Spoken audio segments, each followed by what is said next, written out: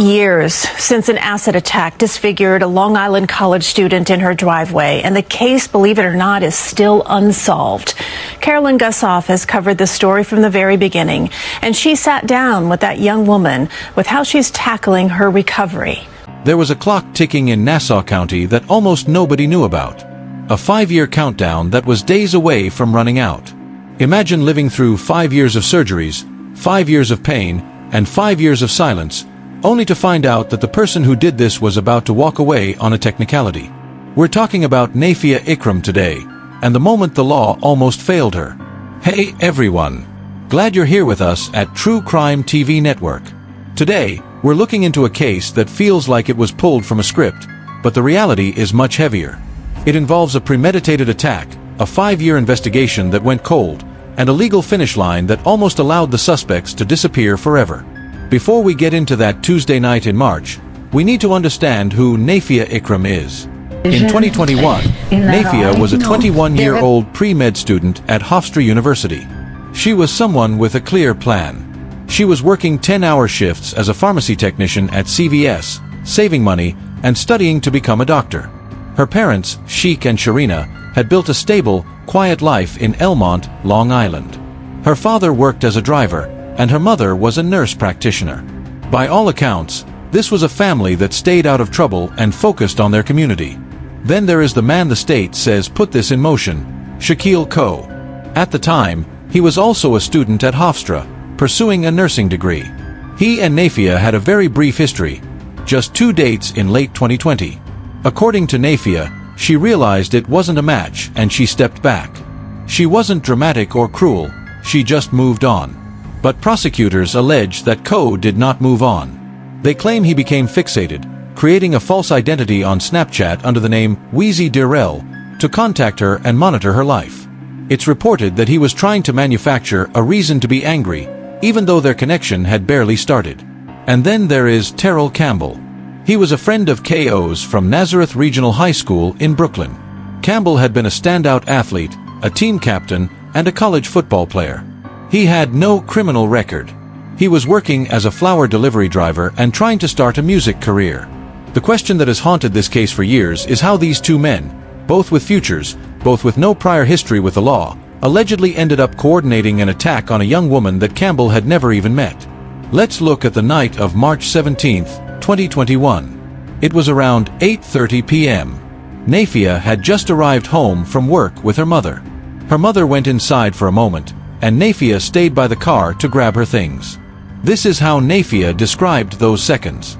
In my peripheral vision, I see a man standing there like arms crossed, creeped out. Just something about him made me feel like death was like right in front of me, or something that's like the most accurate description of what I can explain it to be, because there's no other way I can explain it. And as I'm walking down my driveway, I hear footsteps. I just felt he was really close, so I turned. I was angled, and he was literally 1 foot away from me. Out of nowhere, he goes. I was like, what the F just happened? Okay, cause he like ran away, and I was like, okay. I turn around, it's been 5 seconds, all of a sudden my face starts burning. When you hear her describe that, you realize how fast it happened. 5 seconds. That's all it took for a substance later confirmed to be 70% sulfuric acid to change her life. When she screamed, the chemical entered her mouth, causing internal damage to her throat. Her mother, Sharina, came running out to find her daughter in agony. The next few hours were a blur of emergency rooms and specialists. The medical team had to fight to keep her airway open. They even had to use tweezers to remove a contact lens that had been fused to her eye by the chemical. Nafia survived, but the road ahead was grueling. She spent 3 weeks in the hospital. The damage to her right eye was permanent. Her esophagus was scarred, meaning she could no longer swallow a standard pill. She had to open her medication capsules and empty the powder just to get them down. From day one, Nafia told the police about Shaquille Coe. He was the only person she could think of who might have a motive. Investigators interviewed him early on, but he denied everything. There was a red Nissan Altima seen fleeing the scene on surveillance footage, but the plates weren't clear. For the next 5 years, the case sat. There were no arrests, no new leads. The Ikram family had to watch the seasons change while the person responsible remained free. They even started wearing red clothing as a family, a strategy suggested by a therapist to help Nafia reclaim the color from the getaway car that had traumatized her. But while the public saw a cold case, the clock was running. In New York, the statute of limitations for this type of assault is 5 years. If investigators didn't find their man by March 2026, the case would be legally dead. We're going to stop here for Batch 1. When we come back, we'll talk about the young-based prince, the rap song that changed everything, and the final 7 days that decided the fate of this investigation. Now, I want you to look at the timeline. Between 2021 and early 2026, this case was largely a ghost. There was a $50,000 reward on the table from Crime Stoppers, but the phones stayed quiet. Detectives were looking for a red Nissan Altima and a man whose face was covered by a hood. It's reported that they even gave Nafia's father a polygraph test at one point, a move that felt like a punch in the gut to a family already living in a nightmare. But behind the scenes, investigators were pulling on a thread that started with a single detail, a nickname. One overlooked detail from an old interview mentioned a name, young-based prince. It didn't mean much at first, but when you start looking into that name, you find a footprint on the internet. Terrell Campbell was a Brooklyn native, a former defensive end, but he was also trying to make it in the music world under that name. In 2023, 2 years after the attack, Campbell allegedly uploaded a song to YouTube called Obsidian. If you look at the lyrics, they aren't just art. Prosecutors argue they are a confession. He allegedly rapped about moving through the night like a hired operative and having someone's face meet a chemical substance. He essentially turned the worst night of Nafia's life into content. Once detectives had a name, they had a target. They found a red 2015 Nissan Altima registered to one of Campbell's family members, parked right outside his Brooklyn address. They checked his Google search history from the night of the attack. According to DA and Donnelly, the searches found on his device were undeniable. Minutes after Nafia was screaming for help in her driveway, someone on that phone was asking, "How do I remove sulfuric acid from my car's fabric?" And, "Can you recover from a sulfuric acid attack?" This is where the calculated part of this story really starts to show. If the allegations are true, this wasn't just a heat-of-the-moment mistake. It was a job. But who hired him? The cell phone records reportedly showed Campbell and Shaquille Coe were in constant communication on March 17th. They allegedly met up an hour before the attack. The theory the state is presenting is that Coe, the man who had gone on 2 dates with Nafia, was the architect. They claim he was jealous and possessive, unable to accept that a brief relationship had run its course. The most disturbing part? Prosecutors allege that after the attack, Coe didn't just disappear.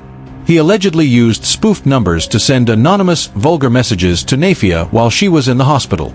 According to the DA, he even went so far as to call her Freddy Krueger. Think about that. You allegedly hire someone to destroy a person's life, and then you taunt them while they are in a hospital bed fighting to breathe. By February 2026, the police finally had enough. Terrell Campbell was taken into custody on February 9th. That was roughly 5 weeks before the statute of limitations would have closed the door on justice. But Shaquille Coe was still out there. The clock was down to the final days. The 5-year anniversary, March 17th, 2026, was the deadline. If the sun went down on that day without an arrest, the person the state believes planned the whole thing might never have to answer for it. On March 24th, 2026, exactly 1 week after that anniversary, detectives moved in on Shaquille Coe in Brooklyn. 1 week late. That 7-day gap is now the center of a massive legal controversy. Coe's defense attorney, Kenneth Montgomery, has been very clear about their position. He said, "The most important thing was not guilty, and this is a presumption of innocence. But the real battle is going to be about that calendar." The DA says there are legal exceptions that allow them to charge him past the 5-year mark, but the defense is expected to fight that tooth and nail. It means that after 5 years of waiting for a name, the Ikram family is now waiting to see if a calendar date will let a suspect walk free. When Coe was finally brought into that courtroom, Nafia was there. She sat with her parents, wiping away tears as she watched the man she had named from day one finally stand before a judge. Outside the courthouse, she didn't sound like a victim. She sounded like someone who had finally handed over a heavy burden. She said, "Delusional and diabolical. Ever since day one I had been saying that like when my hell ends their hell is going to start." Today is the beginning of the rest of my life. As we sit here today, both Shaquille Coe and Terrell Campbell are being held without bail. They've both pleaded not guilty. Under the law, they are presumed innocent until a jury says otherwise. But regardless of what happens in that courtroom, there is a reality that the legal system can't fix. Nafia Ikram is still living with the consequences of those 5 seconds in 2021. She is currently on a medical leave of absence from Hofstra. She's a junior in credits, and she still plans to finish that degree. She still wants to be a doctor. She said her experience with trauma and medical care actually inspired her to keep going. She wants to help people who have walked the same dark path she was forced onto. But think about the physical toll. She has undergone dozens of reconstructive surgeries, skin grafts, procedures just to keep her eyelid functioning. Every day, she has to navigate the fact that her right eye may never see again. And then there's her throat. Her daily routine involves medication that she still can't swallow whole because of the scar tissue in her esophagus. She has to open those capsules and empty the powder. It makes you wonder about the fairness of it all. How does a crime with lifelong consequences have a 5-year expiration date on justice? Nafia's story isn't just about a brutal attack. It's about a family that refused to stay quiet when the case went cold. It's about a community that raised over $500,000 on GoFundMe to make sure she had the best medical care. And it's about the fact that justice almost didn't happen. If that anonymous member of the community hadn't made a call, if those detectives hadn't gone back and looked at an old transcript and found the name Young-based Prince, this case would have quietly expired. Shaquille Coe and Terrell Campbell would have just been names in a folder, and Nafia would have been left with no answers. 1 year after the attack, before anyone was in handcuffs, Nafia spoke at an event. She didn't have a prepared speech. She just spoke from the heart, and I think it's important we hear exactly what she said. One message I would like to leave you all with today is no matter what happens, believe in yourself, stay strong, and don't let your demons inside of you win. Like, when this happened to me, I was literally reading Ayati, and someone still threw acid in my face, like, at the end of the day I could have said, oh, screw religion, like, Allah didn't protect me. But at the end of the day, Allah did protect me, God did stay with me no matter what, and He made sure that the angel. She stopped there, but the message was clear. She refused to let the bitterness take over. She refused to let what happened in that driveway define the architecture of her life. As of right now, we are waiting for trial dates. We are waiting to see how the court handles that 7-day gap in the statute of limitations. It's a technical battle that feels small compared to the physical battle Nafia has fought for half a decade.